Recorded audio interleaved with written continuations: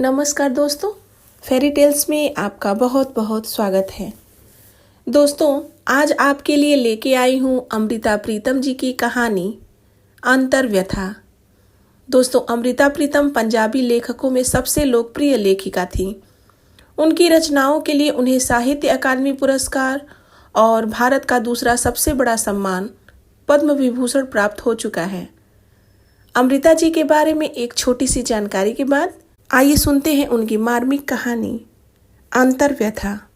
नीचे के कपड़े। जिसके मन की पीड़ा को लेकर मैंने कहानी लिखी थी, नीचे के कपड़े, उसका नाम भूल गई हूँ। कहानी में सही नाम लिखना नहीं था और उससे एक बार ही मुलाकात हुई थी, इसलिए नाम भी याद से उतर गया है। जब वह मिलने आई थी, बीमार थी, खूबसूरत थी, पर रंग और मन उतरा हुआ था। वह एक ही विश्वास को लेकर आई थी कि मैं उसके हालात पर एक कहानी लिख दूं। मैंने पूछा, इससे क्या होगा?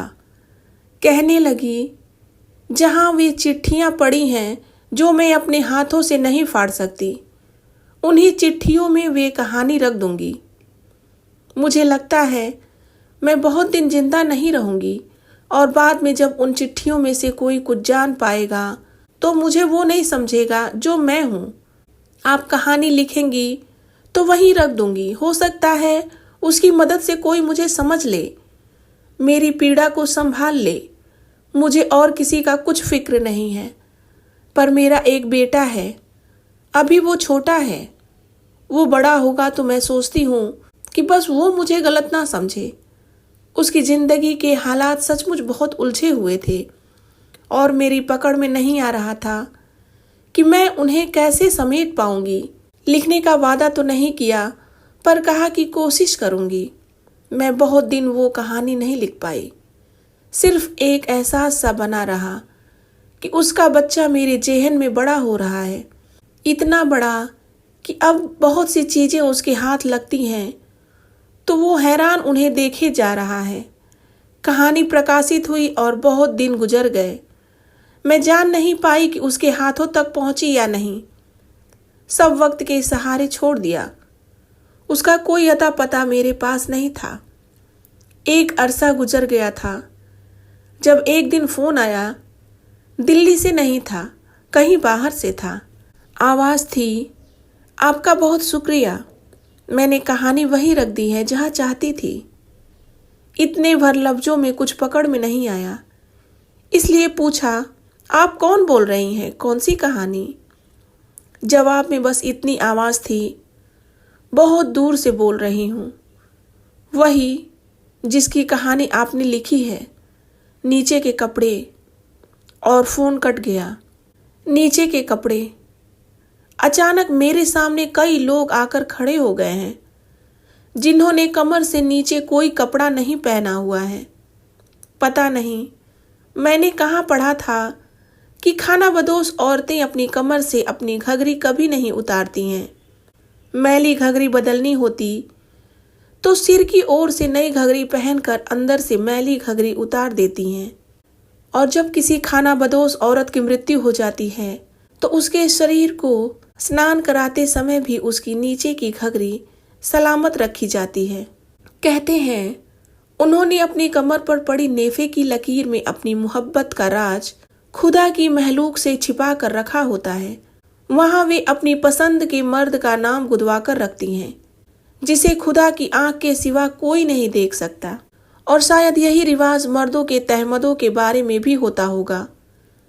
लेकिन ऐसे नाम गोदने वाला जरूर एक बार औरतों और मर्दों की कमर की लकीर देखता होगा।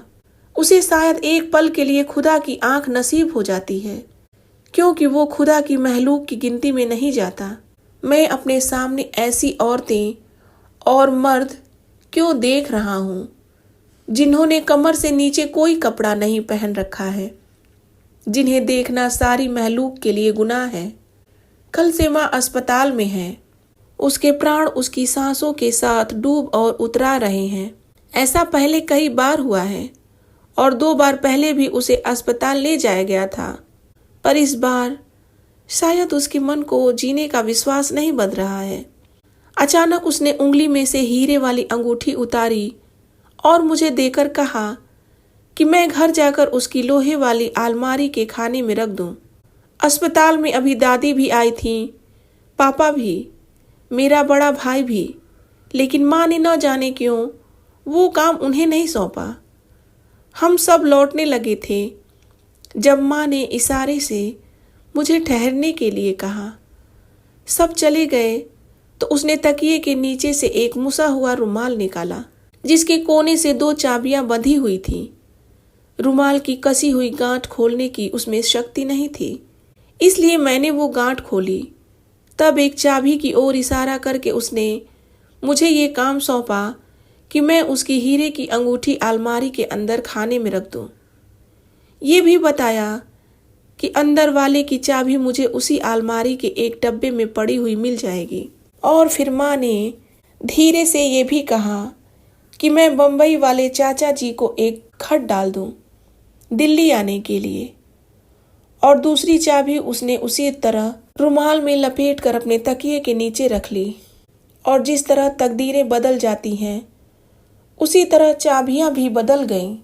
घर में रोज के इस्तेमाल की माँ की एक ही अलमारी है, लेकिन फालतू सामान वाली कोठरी में लोहे की एक और भी अलमारी है जिसमें फटे पुराने कपड़े पड़े रहते हैं।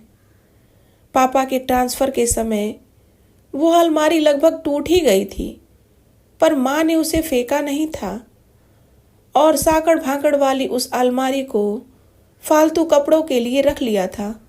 घर पहुंचकर जब मैं माँ की अलमारी खोलने लगा तो वो खुलती ही न थी। चाबी मेरी तकदीर की तरह बदली हुई थी। हाथ में थामी हुई हीरे की अंगूठी को कहीं संभाल कर रखना था, इसलिए मैंने सामान वाली कोठरी की अलमारी खोल ली। ये चाबी उस अलमारी की थी।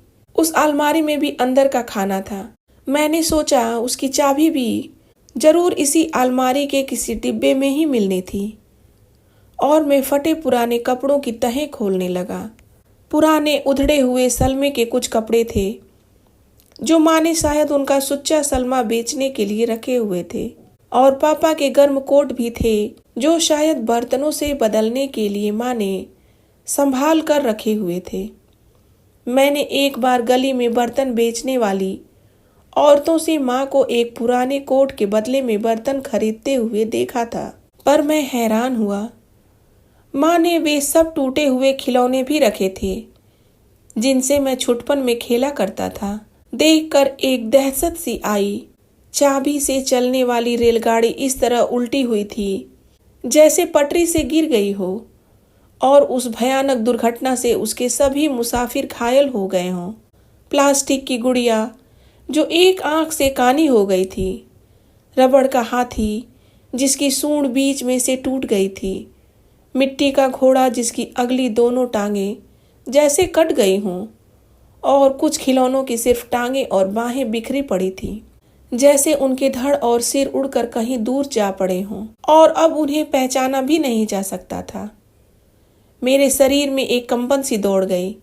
देखा कि इन घायल खिलौने के पास ही मिट्टी की बनी शिव जी की मूर्ति थी जो दोनों बाहों से लुंजी हो गई थी, और ख्याल आया जैसे देवता भी अपाहिज होकर बैठा हुआ है। जहां तक याद आया, लगा कि मेरा बचपन बहुत खुशी में बीता था। बड़े भाई के जन्म के 7 बरस बाद मेरा जन्म हुआ था, इसलिए मेरे बहुत लाड हुए थे। तब तक वैसे भी पापा की तरक्की हो चुकी थी, इसलिए मेरे वास्ते बहुत सारे कपड़े और बहुत सारे खिलौने खरीदे जाते थे। लेकिन पूरी यादों के लिए इन टूटे हुए खिलौनों की माँ को क्या जरूरत थी, समझ में नहीं आया। सिर्फ खिलौने ही नहीं, मेरे फटे हुए कपड़े भी तहों में लगे हुए थे। टूटे हुए बटनों वाले छोटे छोटे कुर्ते, टूटी हुई तनियों वाले झबले और फटी हुई जुराबें भी। और फिर मुझे एक रुमाल में बंधी हुई वो चाबी मिल गई जिसे मैं ढूंढ रहा था। अलमारी का अंदर वाला खाना खोला ताकि हीरे की अंगूठी उसमें रख दूं।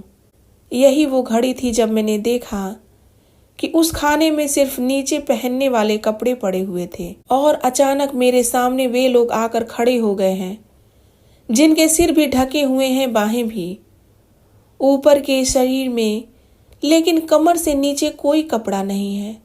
प्रलय का समय शायद ऐसा ही होता होगा, मालूम नहीं। मेरे सामने मेरी माँ खड़ी हुई हैं, पापा भी, बम्बई वाले चाचा भी, और कोई एक मिसेज चोपड़ा भी, और एक कोई मिस नंदा भी, जिन्हें मैं जानता नहीं। और खोए हुए होश से मैंने देखा कि उनके बीच में कहीं भी मैं भी गुच्छा सा बनकर बैठा हुआ हूँ। न जाने ये कौन सा युग है, शायद कोई बहुत ही पुरानी सदी, जब लोग पेड़ों के पत्तों में अपने को लपेटा करते थे और फिर पेड़ों के पत्ते कागज जैसे कब हो गए नहीं जानता। अलमारी के खाने में सिर्फ कागज पड़े हुए हैं, बहुत से कागज, जिन पर हर एक के तन की व्यथा लिखी हुई है, तन के ताप जैसी, तन के पसीने जैसी, तन की गंध जैसी। ये सब खत हैं बम्बई वाले चाचा जी के, और सब मेरी माँ के नाम हैं। तरह तरह की गंध मेरे सिर को चढ़ रही हैं। किसी खत से खुशी और उदासी की मिली जुली गंध उठ रही है। लिखा है, वीनू, जो आदम और हवा खुदा के बहिश्त से निकाले गए थे, वो आदम मैं था और हवा तुम थी। किसी खत से विश्वास की गंध उठ रही है। वीनू, मैं समझता हूं कि पत्नी के तौर पर तुम अपने पति को इनकार नहीं कर सकती, लेकिन तुम्हारा जिस्म मेरी नज़र में गंगा की तरह पवित्र है, और मैं शिव जी की गंगा को जटा में धारण कर सकता हूं। किसी खत से निराशा की गंध उठ रही है। मैं कैसा राम हूं जो अपनी सीता को रावण से नहीं छुड़ा सकता। न जाने क्यों ईश्वर ने इस जन्म में राम और रावण को सगे भाई बना दिया। किसी खत से दिलजोई की गंध उठ रही है। वीनू, तुम मन में गुनाह का एहसास न किया करो। गुनाह तो उसने किया था जिसने मिसेज चोपड़ा जैसी औरत के लिए तुम्हारे जैसी पत्नी को बिसार दिया था। और अचानक एक हैरानी की गंध मेरे सिर को चढ़ी जब एक खत पढ़ा। तुम मुझसे खुशनसीब हो वीनू, तुम अपने बेटे को बेटा कह सकती हो, लेकिन मैं अपने बेटे को कभी भी अपना बेटा नहीं कह सकूंगा। और अधिक हैरानी की गंध से मेरे सिर में एक दरार पड़ गई जब एक दूसरे खत में मैंने अपना नाम पढ़ा। लिखा था, मेरी जान वीनू, अब तुम उदास ना हुआ करो। मैं नन्हे से अक्षय की सूरत में हर वक्त तुम्हारे पास रहता हूँ। दिन में मैं तुम्हारी गोद में खेलता हूँ और रात को तुम्हारे पास सोता हूँ। मैं जिंदगी के 19 बरस में मैं जिसे पापा कहता रहा था, अचानक उस आदमी के वास्ते ये लफ्ज मेरे होठों पर झूठा पड़ गया है। बाकी खत मैंने पूरे होश में नहीं पढ़े, लेकिन इतना जाना है कि जन्म से लेकर मैंने जो भी कपड़ा शरीर पर पहना है, वो माँ ने कभी भी अपने पति की कमाई से नहीं खरीदा था। मिट्टी का खिलौना तक भी नहीं। मेरे स्कूल की और कॉलेज की फीसें भी वो घर के खर्च में से नहीं देती थी। ये भी जाना है कि बम्बई में अकेले रहने वाले आदमी से कुछ ऐसी बातें भी हुई थी जिनके लिए कई खतों में माफिया मांगी गई हैं, और उस सिलसिले में कई बार किसी मिस नंदा का नाम लिखा गया है, जो खत लिखने वाले की नजरों में एक आवारा लड़की थी जिसने मेनका की तरह एक ऋषि की तपस्या भंग कर दी थी। और कई खतों में माँ की झिड़कियां सी दी गई हैं कि ये सिर्फ उसके मन के वहम हैं जिनके कारण वो बीमार रहने लगी हैं। ये माँ, पापा, चाचा, मिसेज चोपड़ा, मिस नंदा कोई भी खाना बदोशों के काफिलों में से नहीं है, पर खाना बदोशों की परंपरा शायद सारी मनुष्य जाति पर लागू होती है। सबकी घघरियों और सबके तहमदों पर, जहां उनके शरीर पर पड़ी उनके नेफे की लकीर पर लिखा हुआ नाम ईश्वर की आंख के सिवा किसी को नहीं देखना चाहिए। और पता नहीं लगता कि आज मेरी आंख को ईश्वर की आंख वाला शाप क्यों लग गया है। सिर्फ ये जानता हूं कि ईश्वर की आंख ईश्वर के चेहरे पर हो तो वरदान है, लेकिन इंसान के चेहरे पर लग जाए तो शाप हो जाती है। दोस्तों, ये कहानी यहीं समाप्त हो जाती है। आपको ये कहानी कैसी लगी कमेंट बॉक्स में ज़रूर बताएं। कहानी सुनने के लिए धन्यवाद दोस्तों।